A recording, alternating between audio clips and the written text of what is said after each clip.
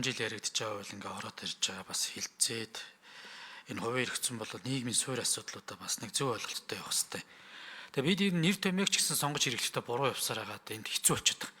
Жишээ нь гэр бүлийн хүчирхийлэл гэдэг нэр томьёог бас буруу л хэрэгэлцсэн анханаас. Уг нь бол амьдрах орчны хүчирхийлэл байхгүй. Энд нь нөгөө гэр бүлийн хүчирхийлэхээр гэр бүлдээ яг дүүцүүлж авч үзэх адилхан амьдрах орчинд үзчихдэг, сургуулийн орчинд дах хүчирхийлэл орчдог дотор байрны шүү.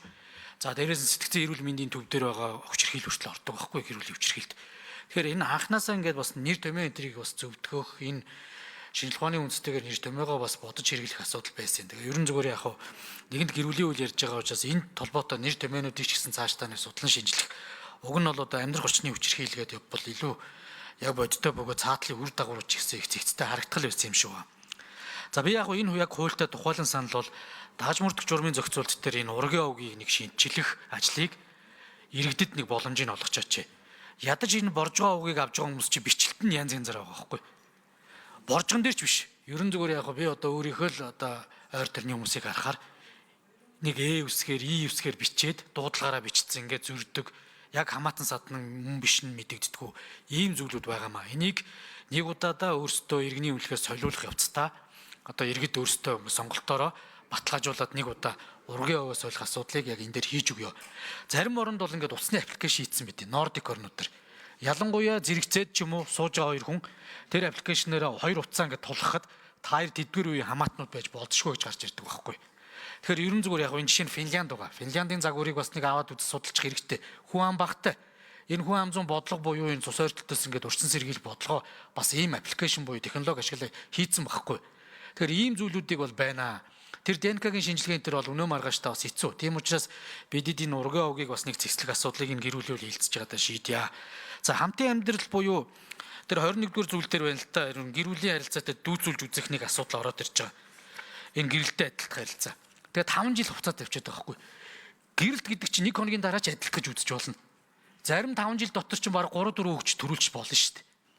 Яагаад ийм одоо харилцааг авчиад хугацаагаар боогоод тэрний үр дагаврыг 5 жилийн хугацаагаас боож иж үр дагаврын шийднэ гэж оруулж байгаа юм чи буруу байхгүй. Тэгэхээр эн чинь тодорхой суур нөхцлүүд байна. Эргээд энэ дээр оруулал их хүүхдтэй нөхцөл байдлуудыг л хэдүүлээ бодохгүй бол энэ юусоо хугацаа зааж орж ирж байгаа. Дээрээс нь чи гэрүүл яг аль биесны гэрүүл болохоос ер нь төтгөлзүүлэх ийм нөхцлүүд байгаа шүү дээ. Болчихно. Ийм сэтэл болчихно. Тэгэхээр энэ дээр бас ажлын хэсэг гарахтаа анхаарья. За энтэй зэрэгцээд тэр гэрүүлийн хөгжлийг дэмжих хууль хүүхдийн эрхийг хамгаалах хуулиудтай холбоотой өөрчлөлтүүд яаралтай оруулж ирээрээ.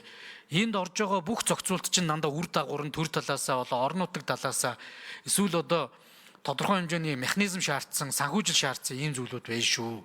Энийг зэрэгцүүлж авч явахгүй бол энэ хууль чинь хэрэгжихгүй. Маш хэмжээний нийгэмд үл ойлголцлууд үүснэ. Тийм учраас засгийн газар талаасаа энэ хуулиудаа уялдуулж орж ирэх талаас анхаараач. Ягаад тэгэхээр 4 сарын 1-ээс гээд авчиж. Шүүг бол хэрэглээл эхэлнэ. Тэгээ эн чин дараа нь үр дагаврыг хэн хариуцах вэ гэдэг асуудал байгаа.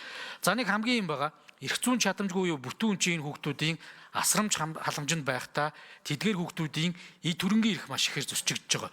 За насан турсан ч гэсэн эрх зүйн чадамжгүйг тогтоож жоод ах トゥ амрах саднууд нь янз бүрийн байр сав төрөнгийн зарцуулдээ.